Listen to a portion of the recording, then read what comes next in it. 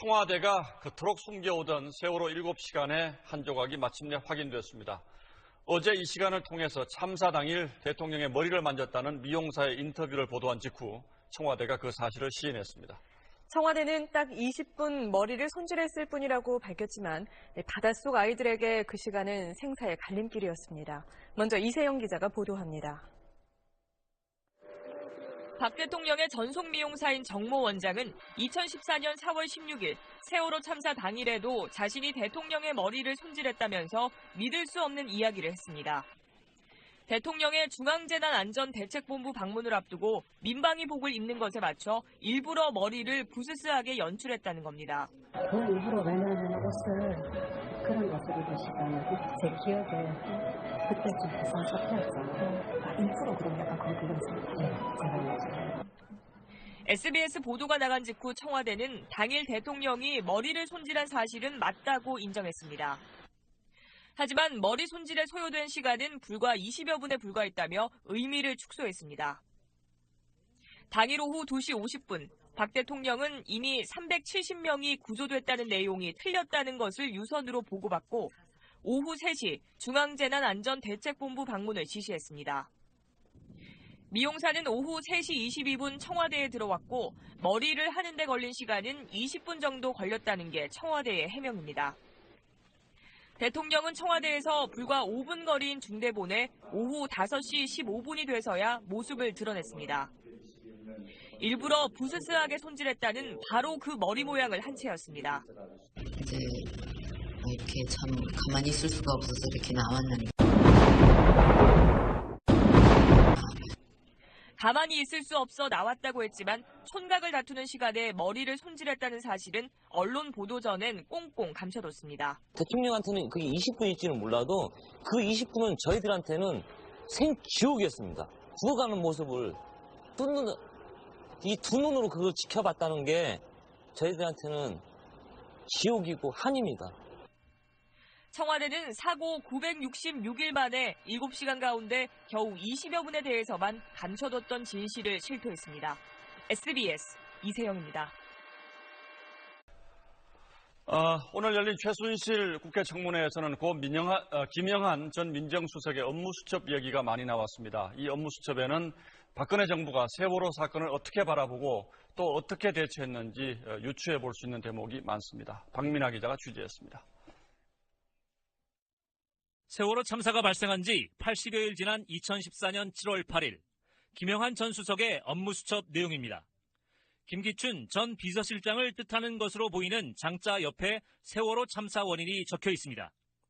선장과 선원의 배반적 유기행위, 유병헌 일당의 탐욕 등을 열거한 뒤 청와대 보고 과정에서의 혼선과 정부 변명 옆에 X 표시가 돼 있습니다.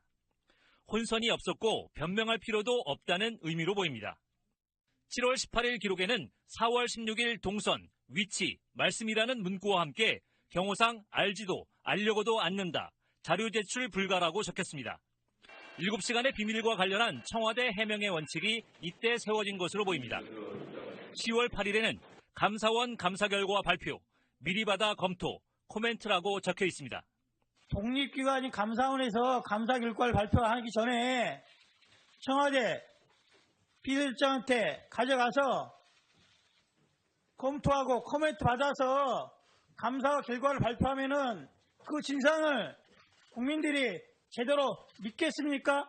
감사원에서 저한테 그런 걸 사전에 보고하러 온 일이 없습니다. 네. 없으면은 김영한 민정수석이 혼자서 받았다는 겁니까 지금?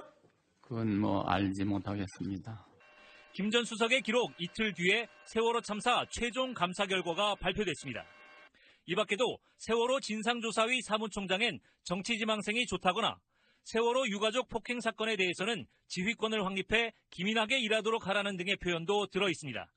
박근혜 정부가 세월호 사고에 대한 진실 규명보다는 정권 차원의 책임 회피와 비밀주의로 일관했다는 정황이 구체적으로 드러나고 있습니다. SBS 박민아입니다. 고 김영한 전 청와대 민정수석의 비망록, 즉 업무수첩입니다. 이 업무수첩에는 국정 운영과 관련한 비밀이 많이 숨어 있습니다. 2014년 8월 29일의 기록을 보겠습니다. 한 판사의 이름이 등장하고 그 옆으로 재임용이라는 단어가 쓰여 있습니다. 그리고 그 아래로 사회적 제재, 보수 애국단체 SNS 항의, 사퇴 요구라는 표현이 따라 나옵니다. 이게 대체 무슨 얘기였을까요? 이 기록의 진실을 특별취재팀 최우철 기자가 추적했더니 공작 정치의 단면이 적나라하게 드러났습니다. 2014년 8월 22일 저녁 새만금 방조제 안쪽에서 불법 조업하던 어선이 뒤집혀 선원 6명 가운데 3명이 숨졌습니다. 조업 중에 간문이 열려 급류에 휘말린 사고였습니다. 농어촌 공사 근무자는 자리를 비운 상태였습니다. 오늘 그 근무자가 어디 있었냐고요? 당시 근무자가. 그 시간에는 수사로 갔다 왔습니다. 두 분 다요? 두 분 다요? 예. 해경은 업무상 과실치사 혐의로 선장에 대해 구속영장을 신청했지만 전주지법 군산지원 이형주 부장판사는 영장을 기각했습니다. 이 판사는 오랜 기간 해경 등 국가기관이 불법 조업을 묵인하고 안전조치를 취하지 않았다며 사고 책임을 국가로 돌렸습니다. 넉 달 전 발생한 세월호 참사의 축소판에 비유하는 등 기각 사유를 이례적으로 길게 설명했습니다. 일주일 뒤 한 보수단체에서 이런 판사들을 법관 재임용해서 자질을 심각하게 고려해 볼 것을 요청한다며 대법원에 탄원서를 제출했습니다. 이 탄원서가 제출되기 닷새 전 김영한 전 수석의 업무 수첩에 적힌 내용이 실제로 이행된 셈입니다. 수첩에는 사회적 제재로 보수 애국단체의 SNS 항의와 사퇴 요구를 주문하는 듯한 내용이 적혀 있습니다. 재임용이라는 표현도 있습니다. 수첩에 주로 지시사항이 적힌 만큼 윗선의 지시로 보입니다. 당시 탄원서를 제출한 단체의 대표는 지난 4월 청년 비례대표로 새누리당 국회의원이 됐습니다. 하지만 이 의원은 누구의 지시를 받고 활동한 적은 없다고 밝혔습니다. SBS 최우철입니다.